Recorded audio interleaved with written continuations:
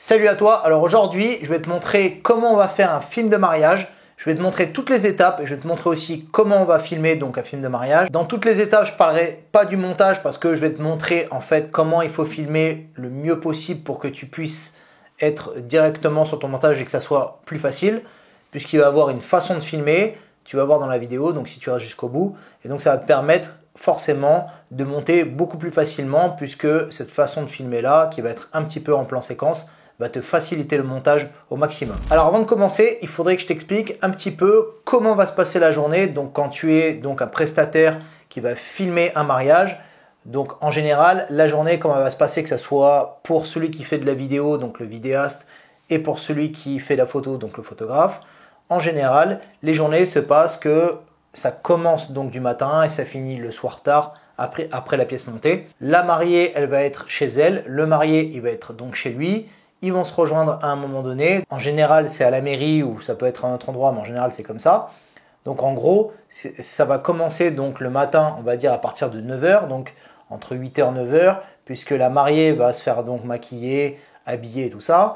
Et donc, elle va peut-être partir de chez elle entre 10, 11 h et midi. Après, vers midi, 13 h, ça va se retrouver donc à la mairie. Après la mairie, il y a l'église ou bien il peut avoir autre chose que l'église. Ensuite, en général, l'après-midi, ça va directement après la mairie ou l'église, ça va faire des photos directement dans un parc ou un endroit qui est en rapport. Donc ça peut être un domaine aussi, donc ça sera le domaine du soir où justement dans ce domaine-là, il va avoir donc un jardin ou un endroit extérieur ou même intérieur où il va se passer donc des photos avec la famille et ensuite des petites photos un petit peu mises en scène entre le marié et la mariée. À peu près entre 18 h et 19 h, ça va se retrouver donc dans la salle et donc là, il va avoir toute la soirée jusqu'à après la pièce montée. Donc la pièce montée, en général, c'est entre minuit, 1 h, ça peut traîner jusqu'à 2-3 h du matin. Mais en tout cas, voilà, pour que tu saches comment va se passer une journée quand tu vas filmer donc une vidéo de mariage. En gros, tu commences le matin à 9 h, entre 9 h et 10 h, et tu finis à peu près entre 1 h et 2 h du matin. Il va falloir que tu sois concrètement concentré, il va falloir que techniquement tu aies vraiment tout et qu'il n'y ait pas de galère, qu'il ne te manque pas de batterie, qu'il ne te manque pas de carte SD ou autre, parce que ça va être un problème que si concrètement tu n'as pas ça, ça veut dire que tu vas rater des choses. Alors tu verras qu'en fait dans les étapes, c'est toujours un petit peu pareil et donc c'est une fois que tu as pris un mécanisme, ça se ressemble. Alors c'est jamais exactement pareil à 100%, mais quand même ça se ressemble dans un mécanisme. D'abord de quel matériel tu vas avoir. Alors le matériel, tout va dépendre vraiment de toi. Donc si tu t'intéresses un petit peu à l'audiovisuel, donc si tu regardes cette vidéo, c'est que logiquement tu connais un petit peu l'audiovisuel. Et donc en gros, moi je te recommanderais d'avoir un boîtier Panasonic GH5, donc c'est ce que je recommande en général dans toutes mes vidéos.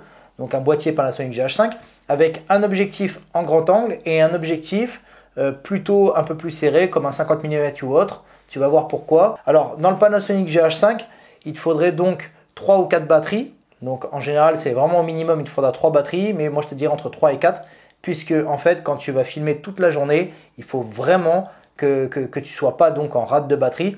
Donc même à un moment donné, tu pourras en salle te recharger, mais il faut vraiment que toute la partie extérieure, c'est-à-dire du matin jusqu'à à peu près 18 h, il faut vraiment que tu aies de la batterie tout le temps, puisque tu seras quand même pas mal en extérieur, et il ne faut surtout pas que tu aies un problème de batterie, parce que sinon ça va être un problème puisqu'il va se passer des choses et tu vas tout rater. Ensuite, je te dirais d'avoir un stabilisateur, tu vas comprendre pourquoi, puisque à un moment donné je vais te montrer comment filmer. Un stabilisateur, ça va te servir forcément à suivre les mariés, donc c'est très important puisque tu vas devoir être tout le temps en face d'eux et donc il va falloir que tu rates rien. Et donc plus tu feras des plans séquences sans perte de points, donc c'est-à-dire que ton sujet ne soit pas flou, ou tu vas faire un suivi comme ça et donc ça sera là l'intérêt de filmer justement avec un grand angle. Alors de préférence, ne prends pas un grand angle qui déforme trop, puisque sinon ça ne va pas être très beau, donc parce que après les mariés vont avoir des visages un petit peu déformés. Donc vraiment un grand angle, ça va te permettre avec ton stabilisateur de pouvoir suivre les mariés. Donc ça va être bien puisque en gros concrètement les mariés quand ils regardent leur vidéo de mariage, ils veulent voir vraiment tout ce qu'il y a autour. Et donc c'est vraiment pour ça que c'est important. Les vidéastes ont plutôt tendance à essayer de faire des plans un petit peu plus artistiques, mais le problème qu'il y a, c'est que en fait, ce qui nous importe, nous, c'est les gens qui sont en face, donc c'est-à-dire les mariés, donc les clients. Et en fait, ce qui se passe, c'est que le client, lui, les mariés, ils veulent voir un petit peu ce qui s'est passé dans leur mariage. Donc, c'est-à-dire les gens qui sont derrière eux, les gens qui sont autour et surtout tout ce qu'ils ont payé, donc les décors et tout ça. Donc, si tu fais des plans larges et que c'est un suivi, que tu n'as rien raté, en général, les mariés vont kiffer.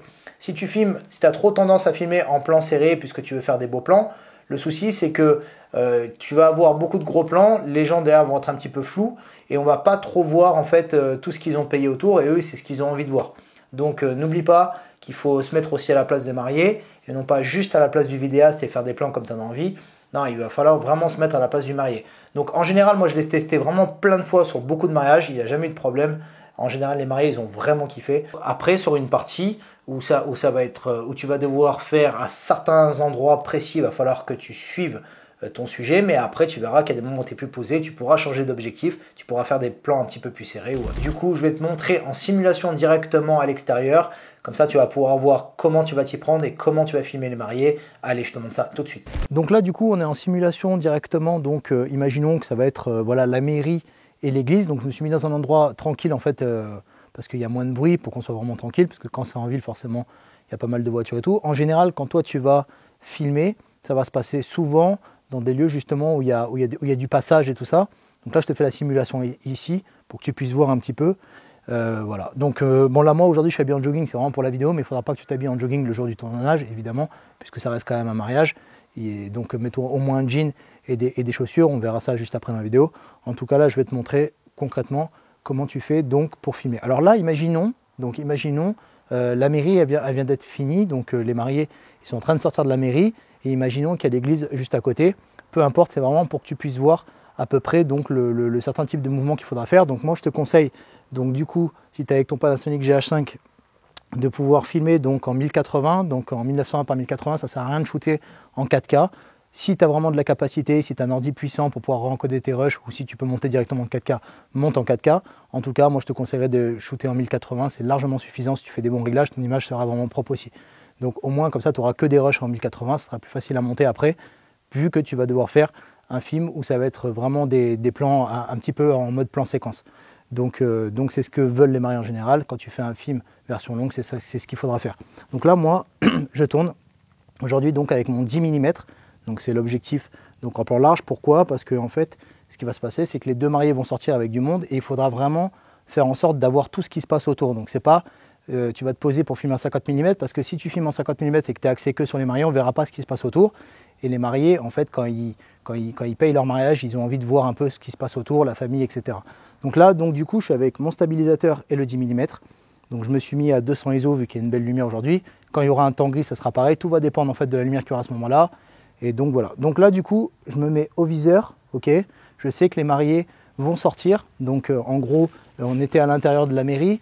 Et donc là, maintenant, on sort de la mairie. Donc moi, je me cale ici. Donc il y aura sûrement du monde à l'extérieur. Et donc les mariés donc, vont sortir. Donc en gros, ce qui se passe, c'est que ils vont être, imaginons, en face de toi. Donc ils sortent à cet endroit-là. Donc les deux mariés sont là. Et ici, tu as tout le monde. Donc en gros, ce qu'ils vont faire, c'est qu'ils vont marcher. Et donc toi, il faudra que tu suives de cette manière-là, toujours. Donc c'est-à-dire qu'en fait, ce qu'il faut faire, c'est que là, bon, moi je peux le faire avec le stab directement de côté. Et je peux les suivre comme ça, de cette manière-là. Donc là, ici, on va suivre donc les mariés comme ça. Donc ils vont être vraiment en face à chaque fois, en face de moi. Donc vraiment ne pas les lâcher. Donc ils vont marcher comme ça, on va dire, avec forcément les gens autour. Et donc là, on va se remettre avec le stab ici. Donc les mariés vont marcher encore. Et là, du coup, comme les deux mariés vont être ici, on va être là. Et là, on va les suivre. Et il va vraiment falloir les suivre tout le long comme ça. Donc là, jusqu'à l'entrée ici de la mairie. Ok, de l'église, pardon. Donc du coup, là, ce qu'il faudra faire à chaque fois, c'est que concrètement, il faudra donc suivre vraiment les mariés de face, donc c'est-à-dire tout le temps ici, donc disons que les deux mariés sont là, et il faudra tout le temps les suivre de face. Et ce qui va nous intéresser, c'est de savoir, de filmer ce qui se passe derrière eux, c'est-à-dire tous les gens qui vont être derrière, la famille, tout ça, ça va être important. Donc toujours être axé sur eux. Donc c'est vraiment la sécu, on va dire plus ou moins, ne pas partir à faire des plans sur d'autres personnes de la famille. Ça, tu auras le temps de le faire en salle ou bien à un endroit où tu te poseras donc quand il y aura le shooting photo. Là, tu pourras commencer à t'amuser à les filmer les gens à droite à gauche. Mais en tout cas, vraiment de rester axé que sur eux. C'est-à-dire vraiment, c'est quelque chose que tu dois avoir en tête. C'est vraiment tout le long, tu es vraiment axé que sur les mariés, et tu les filmes en large. Donc vraiment pour ces parties-là qui vont être importantes, une fois que ça rentre à l'église, peu importe dans un autre endroit, mais en tout cas que ce soit de cette manière-là. Donc vraiment comme je te disais, donc là, les mariés, disons qu'ils sont en face, même si la lumière en contre, c'est pas grave. Donc là, ils vont marcher. Donc les deux vont être ici, d'accord? Donc là, tu vas les suivre. S'ils sont de près, tu vas faire un petit peu ton point, d'accord? Donc là, les deux sont là, on les suit. Au maximum de face, toujours de face. Et là, peut-être jusqu'à quand ils vont forcément rentrer ici dans l'église. Et ensuite, tu pourras couper là. Ok? Donc là, tu vas pouvoir couper forcément. Et ensuite, c'est à toi de rentrer à l'intérieur de l'église, donc jusqu'au bout, dans l'allée, vraiment tout au bout, et donc te remettre en même position, c'est-à-dire en position face à eux, donc ils seront là devant, et donc ça va être toujours toi qui vas devoir te mettre vraiment en face à chaque fois, quoi, vraiment pour les avoir de face. Donc voilà, donc ça c'est une petite partie pour t'expliquer, donc ça c'est pour les parties importantes à avoir, donc le plan large, très important, et donc maintenant on va voir aussi quand on va se poser, donc quand le photographe se pose pour pouvoir faire des photos et autres, ou même tu pourras faire décoller ton drone, et là on pourra changer les optiques, ça sera un petit peu plus posé. Donc là maintenant on est plutôt posé dans un endroit où en fait ça va être par exemple au moment où on va faire donc le shooting photo. Donc là c'est un endroit beaucoup plus posé, c'est plus tranquille. Donc là il y en a toujours pour à peu près une petite heure. En général c'est un endroit où ça va être peut-être un parc ou peu importe, enfin en tout cas c'est pour te montrer en simulation ici. Et donc là tu vas voir la famille, donc les gens vont faire des photos ensemble et tout ça. Et donc là tu peux enlever ton stab, et donc là moi je suis repassé donc avec donc le boîtier GH5 pareil, donc avec le 10 mm, ok, et donc je peux mettre la lanière, donc là on est beaucoup plus posé. Et donc ce qu'il va falloir avoir là, c'est donc, je vais te montrer ça directement, il va falloir avoir, enfin selon moi, une sacoche comme ça, en fait, où tu vas mettre donc ton autre objectif, donc le 50 mm par exemple, puisque là tu vas pouvoir changer d'optique. Et en fait, pourquoi je te dis de mettre une sacoche comme ça, enfin une petite sacoche pour mettre juste ton objectif sur une ceinture, donc sur une ceinture quand tu vas mettre un jean, hein, forcément. Pourquoi? Parce qu'en fait le sac à dos ça va te faire du poids sur le dos tout le temps, donc là vaut mieux être léger. Donc en gros ce qui va se passer, c'est que là par contre tu peux te permettre de filmer donc un petit peu plus. Donc là ici, imaginons que tu es là et que tu fais un petit peu plus tes plans, donc comme ça, voilà. Donc là tu as tes plans qui sont ici, et tu vas être plus posé donc sur des plans larges, tu vas pouvoir filmer les gens qui sont là, ils vont pouvoir parler, etc. Donc ici, d'accord. Et là donc, c'est ça que je te disais, c'est que là ce qui va être intéressant, c'est que quand il y a le shooting photo, donc tu vas pouvoir reculer, te mettre un petit peu à côté puisqu'il y aura le photographe qui va prendre ses photos. Et là donc tu vas pouvoir te permettre de changer d'objectif assez rapidement comme ça. Voilà. Et donc là, une fois que tu changeras tes optiques, donc forcément, tu n'auras rien qui va te gêner. Et là tu pourras directement, donc très rapidement, faire, donc moi je dirais au viseur, du coup au 50 mm tu vas pouvoir faire des gros plans sur les personnes, tu vas pouvoir aller un petit peu à droite à gauche, filmer les gens. Donc voilà, imaginons que la personne est là, donc là tu lui fais un petit peu un gros plan, ok, après tu fais un gros plan sur une autre personne et ainsi de suite. Là on n'a pas de personne pour simuler, mais en gros tu vas même pouvoir tenir donc à la main comme ça, et donc là tu vas pouvoir te permettre de faire donc des plans à 50 mm comme ça à la main, ok. Ensuite tu vas aller sur quelqu'un d'autre, peut-être pas là parce qu'il y a un peu trop de lumière, mais ici tu vas aller sur quelqu'un d'autre qui sera là, d'accord, directement. Donc tu lui fais un petit plan, ok. Là tu vas pouvoir aller là, je te mets, voilà, imaginons que c'est une personne, ok. Et donc là assez rapidement, donc pouvoir faire tes plans comme ça, et aller aussi doucement sur les plans pour bien suivre. Et ensuite tu pourras donc forcément après changer tes optiques très rapidement. Donc là clac, clac et tac, voilà. Ça te permettra d'échanger rapidement sans avoir un sac à dos sur toi, et tu vas pouvoir continuer donc après à suivre. Donc comme je te disais tout à l'heure, tu vas pouvoir suivre comme ça facilement et ainsi de suite. Donc là c'est vraiment un endroit où tu vas être posé concrètement. Alors il faudra faire attention avec le photographe parce que le photographe il fera ses photos, donc il faudra jongler un peu entre les deux. Quand ils vont faire donc le shooting photo. Imaginons qu'ils font un shooting photo ici où tout le monde est devant, un petit peu comme une photo de classe. C'est là où tu vas devoir mettre au 50 mm et tu vas pouvoir faire les plans un petit peu sur tout le monde en balayant doucement, vraiment doucement. Donc avec le 50 mm, tu vas pouvoir faire tes plans vraiment doucement à la main comme ça. Et donc là, tu vas choper un maximum de matière. Alors c'est à cet endroit-là en fait où comme c'est beaucoup plus posé, que vous avez un timing, c'est pas vraiment comme la mairie ou comme l'église où il y a un timing bien défini, où tu vas devoir être un peu dans le speed. Là, tu es un peu plus posé. Donc là, sur un moment comme ça, c'est là où tu peux prévoir du coup de faire décoller ton drone. Donc ça veut dire que là, tu vas poser ton drone ici, donc tu vas le faire décoller. Tu vas le faire décoller, et là tu vas pouvoir t'amuser à faire des plans, tu vas pouvoir prendre un peu plus de temps. Donc moi c'est dans cet endroit-là vraiment que je te dirais qu'il faudrait que tu fasses décoller ton drone. Ensuite, on va voir si on va pouvoir faire du drone directement dans la salle. Donc des fois, il y a des salles avec des plafonds vachement hauts, ou bien dans le domaine, à l'extérieur, surtout la voiture quand elle arrive dans le domaine. Ça va être intéressant. En tout cas, voilà. En tout cas, ce genre de lieu-là, c'est donc, ça peut être un lieu qui peut être dans un parc en ville. Ça peut être un endroit qui est pas très loin aussi du domaine, parce que des fois ces lieux-là, donc les gens, une fois qu'ils ont fini l'église ou la mairie, ils partent directement dans un domaine, donc ça va être un endroit un petit peu comme ça. En tout cas, tu verras que c'est vraiment le lieu où il va y avoir les shootings, où les personnes sont posées, où il y a un peu toute la famille. Donc c'est pour te montrer un petit peu cet endroit-là, ça va être la simulation de ça. Ensuite, je te recommanderais d'avoir une petite LED. Donc là, en fait, c'est une petite LED, moi, qui m'éclaire juste ici. Et donc la petite LED, elle va te servir concrètement plus pour la nuit, quand ils vont rentrer en salle ou autre. Des fois, c'est un petit peu sombre, donc tu vas rééclairer un peu ton sujet un petit peu de face. Alors, le but, c'est pas d'éclairer trop de face pour pas que ça soit trop moche, mais il est vrai que des fois, quand tu vas éclairer de face, ça va rattraper un petit peu. Et des fois, quand on se met à la place du marié, vaut mieux que eux ils se voient plutôt qu'ils soient dans le sombre. Et donc voilà, donc vraiment une petite LED, ça va être quand même important quand tu es tout seul. Donc c'est vraiment quelque chose que je te recommande. Ensuite, je te dirais que justement pour toute la partie où tu vas être à l'extérieur, à part donc la partie du soir, à partir du moment où tu es dans la salle, c'est donc, tu vas avoir ton sac à dos, c'est une chose, mais en fait, je pense que s'il y a des endroits où ça va être un petit peu plus difficile, où tu vas filmer pendant longtemps, donc ça va être vraiment long, je te dirais pas que c'est difficile techniquement, mais c'est vraiment que ça va être vraiment sur la durée. Donc des fois, tu vas filmer peut-être pendant 1 heure, 2 heures, donc ça va être long. Et donc si tu as ton gros sac à dos sur toi, ça va te faire mal au dos, il va falloir que tu le poses à chaque fois, puisqu'il va falloir être réactif, puisque tu vas passer de la mairie à la voiture. Il faut vraiment que tu sois toujours en face des mariés. Donc tu vas vraiment passer de la mairie à l'intérieur de la voiture, puisque c'est quelque chose que je te dirais d'ailleurs, c'est qu'il ne faut pas que tu prennes un véhicule, ou alors si tu prends ton véhicule, il faudra que ce soit quelqu'un d'autre qui conduit, parce qu'il y a 2 raisons à ça. C'est parce que en fait, si tu es sans véhicule, tu pourras aller avec les mariés dans la voiture, parce que c'est important, donc côté passager, comme ça tu pourras les filmer derrière, donc quand ils seront assis derrière. Et donc c'est important que toi tu sois avec ta caméra à l'intérieur, donc au côté passager, puisqu'il va se passer des choses à l'intérieur.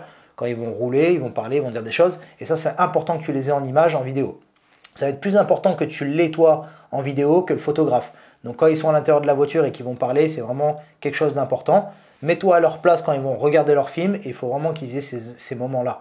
Donc ça, c'est vraiment une chose à savoir, c'est que ne prends pas de voiture, parce que si tu rentres dans ta voiture et que tu suis le cortège, le problème c'est que tu vas rater pas mal de choses. Donc tu ne vas pas pouvoir être à l'intérieur comme je te dis. Et aussi, il va y avoir certains moments où il faudrait que tu puisses filmer avec le suivi des voitures sur les côtés, donc un petit peu comme on fait en clip. Et pour ça, il va falloir que tu sois au côté passager encore une fois. Si tu es dans une grande ville, c'est parfait puisque tu seras avec les transports et autres. Si tu es dans une ville ou un village autre, essaie d'y aller en voiture, mais alors après, essaie de te garer quelque part et essaie d'y aller avec un membre de la famille ou autre. En tout cas, voilà, ça c'est vraiment très important à savoir, puisque sinon tu vas être limité. Et donc c'est très important de s'imposer quand tu fais les vidéos pour pouvoir rentrer à l'intérieur du côté passager. Donc quand eux ils vont être dans la voiture, dans le cortège, c'est très important que tu sois avec eux à l'intérieur. Aussi, donc comme je te disais, pour éviter d'avoir ton gros sac, ce que tu peux faire, c'est que donc tu vas avoir ton sac, mais tu vas le laisser dans un coffre de voiture ou autre. Et toi, tu vas prendre juste une petite sacoche. Je recommande que tu pourras mettre directement sur ta ceinture sur les côtés, ou tu pourras mettre juste un seul objectif. Et le but, c'est vraiment d'avoir que ton boîtier, tes 2 objectifs sur toi, sans trop de sac à dos, avec peut-être une sacoche devant, où tu vas avoir toutes tes batteries. Tu dois avoir tes 2 cartes SD, donc de 128 Go. Donc pour les 2, comme ça au moins tu auras une grande capacité pour filmer, tu pourras filmer au moins 4 heures, donc ce sera largement suffisant. D'ailleurs, je te recommanderais de filmer en 1080, tu n'as pas besoin de tourner toutes les images en 4K, puisque si tu fais des bons réglages, ton image va être vraiment très propre en 1080, donc tu verras que ça te facilitera après au montage. Donc vraiment, si je peux te recommander, filme en Full HD, tu n'as pas besoin de filmer en 4K. À quelques petits réglages près, tu verras vraiment qu'elle est vraiment pareille. Donc ça, c'est vraiment pour le matériel vraiment que tu dois avoir. Et ensuite, pour finir, dans le matériel, je te recommanderais d'avoir donc un drone. Donc c'est très important aujourd'hui, puisque quand même les mariés ont envie d'avoir des images un petit peu aériennes. Donc un drone, donc pour ça, je te recommanderais un DJI R2S. Donc ça va être un petit drone, comme ça au moins tu vas pouvoir l'avoir. Tu vas l'utiliser donc au moment où vous allez vous poser avec le photographe et vous allez faire les photos. Donc là tu pourras t'amuser à envoyer le drone. Et ensuite, ça peut être peut-être au moment du cortège, donc suivre un petit peu. Alors évidemment pas en ville, mais tu vas peut-être essayer de les suivre si tu es dans un village ou autre, ou une ville en campagne, donc ça peut être bien.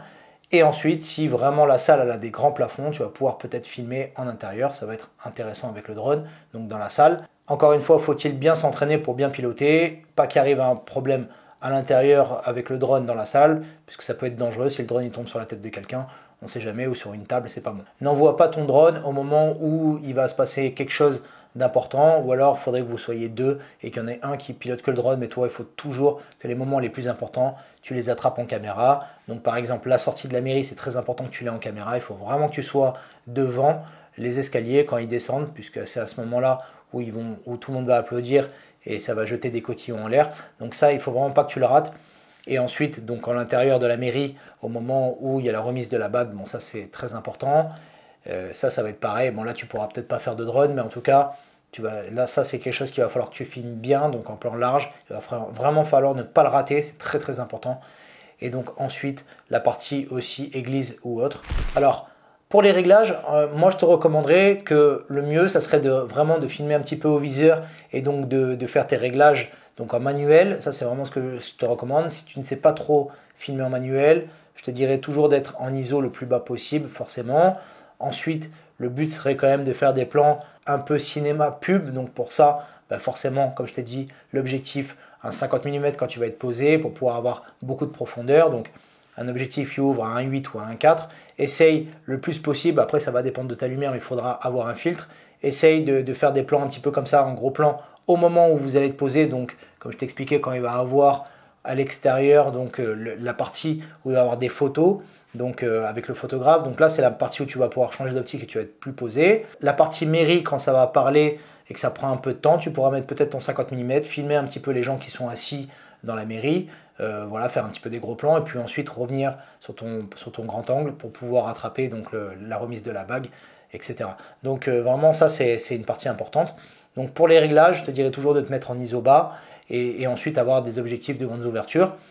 Donc le mieux serait vraiment de filmer donc en manuel. Pour ça il faut connaître un petit peu l'audiovisuel et donc comprendre ton boîtier, comprendre la lumière, donc c'est important. Alors comme je t'expliquais donc par rapport à la partie où quand tu vas filmer, alors pour moi en fait il y a des choses à filmer qu'il faut vraiment pas rater, donc l'entrée et la sortie en mairie, toute la partie à l'intérieur de la mairie forcément avec la remise de la bague, la partie donc du matin quand elle s'habille, c'est important, toute cette partie là, tu n'as pas besoin de tout filmer, mais fais quand même essaie d'attraper vraiment ces parties importantes, stratégiques, donc de mettre la robe donc pour la mariée qui est important. Le marié en général, il y aura le photographe qui sera avec lui, puisque ce qui va être important quand même en vidéo, c'est d'avoir plus la mariée que le marié. Donc moi je te dirais en général quand il y a le photographe, donc faut toujours être deux d'ailleurs, puisque tu ne pourras pas faire vidéo et photo tout seul, c'est trop compliqué. Donc quand vous êtes deux, forcément le photographe je te dirais plus qu'il irait avec le marié. Donc comme ça toi tu vas être concentré sur la mariée. Là elle prend un peu plus de temps le matin, donc là c'est quand même quelque chose que tu peux prendre un petit peu de temps à faire des beaux petits plans. Donc voilà, vraiment ces plans-là, c'est des choses qu'il faut que tu attrapes. Ensuite, tout ce qui est après, donc les moments de vie qu'il y a dans la maison, essayer d'avoir des plans par exemple à 50 mm, un peu à droite à gauche. Donc ça c'est pour le matin. Ensuite, comme je te disais, donc la partie donc en voiture, ça va être important d'être du côté passager, vu qu'elle va arriver à la mairie, elle va rejoindre donc son mari directement à la mairie. Donc là, ça c'est la partie de la rencontre qui va être importante à avoir aussi. Donc du coup, là ça va être beaucoup avec le grand angle. Ensuite, toute la partie montée à l'intérieur de la mairie, donc ça c'est vraiment quelque chose qu'il faut que tu aies en étant en face d'eux. Donc c'est-à-dire quand tu vas filmer, il faut qu'ils soient devant toi. Donc ça c'est une partie qui est importante en reculant. Il va falloir avoir en large, donc vraiment filmer très large, jusqu'à la partie où ils sont avec le maire et donc ça parle. Donc tout ça, c'est une partie importante. La remise des alliances, c'est important à avoir aussi. Donc tout ça en filmant large. Ensuite, on va avoir la sortie donc, de la mairie où tout le monde va applaudir et qui va avoir donc, des cotillons qui vont jeter en l'air. Donc ça aussi, c'est une partie à avoir en large qui est importante. Ensuite, il va y avoir la partie à l'intérieur de la voiture, donc ils vont rentrer les deux. C'est à ce moment-là où toi, tu dois absolument être au côté passager pour pouvoir filmer ce qui se passe à l'arrière, donc quand eux ils vont être assis, donc tout le long. Ensuite, il va y avoir peut-être une partie église. Bon, après, ça va dépendre de certains types de couples. En tout cas, il va y avoir une partie église. Donc ça va être pareil que la mairie. Tu vas filmer de la même manière. Donc l'entrée, ensuite, quand ça va parler, toute la partie où ça va parler avec la cérémonie, donc tu vas pouvoir filmer en plan large. Ensuite, la sortie, donc pareil. Et donc là, après, il va y avoir les photos. Donc les photos dans un endroit, peut-être un parc, ou bien peut-être le jardin du domaine. Et donc là, ça sera plus posé. C'est là où tu vas pouvoir mettre, donc, comme je te disais, ton 50 mm. Tu vas pouvoir filmer un petit peu tout ce qui se passe, pouvoir envoyer ton drone. Donc le drone en l'air, ça va être important. Donc ça va être la partie, voilà. Le photographe va faire ses photos. Il va en profiter. Donc toi, tu essaies de filmer un petit peu le making-of de ça. Donc du photographe qui prend les photos, des gens qui sont autour. Voilà, si les gens s'amusent autour et tout ça, c'est ça que tu vas filmer. Et ensuite, donc, on va avoir la partie où ils vont arriver au domaine ou bien dans une salle. Donc, dans des villes, ils le font souvent dans des salles qui sont donc en zone industrielle. Et donc, dans certaines autres villes où c'est un petit peu un village, ça va être dans des domaines. Et donc là, donc, tu vas pouvoir suivre la voiture, encore une fois, selon la période à laquelle ils vont se marier. Donc, il fera nuit plus tôt ou pas. Donc ça va être à toi de voir. Et donc, du coup, c'est là où tu vas pouvoir peut-être suivre la voiture en drone pour l'entrée donc du domaine. Donc, ça va être sympa à voir ça en insert. Ensuite, encore une fois, la sortie de la voiture, donc pour entrer dans le domaine en plan large. Une fois que tu seras dans la salle, tu seras plus tranquille. Tu pourras commencer peut-être à charger les autres batteries. Et ensuite, là, tu pourras prendre ton temps. Tu pourras faire des petites inserts à droite, à gauche, la table, toutes ces choses-là. Et ensuite, tu vas voir l'entrée en salle qui va arriver après. Donc là, pareil, encore une fois, en plan large, avec la danse et tout ça. Donc là, après, toute cette partie-là, ça va être plus tranquille. Tu vas être plus posé. Donc ça, c'est vraiment la partie vraiment posée une fois que tu es en salle.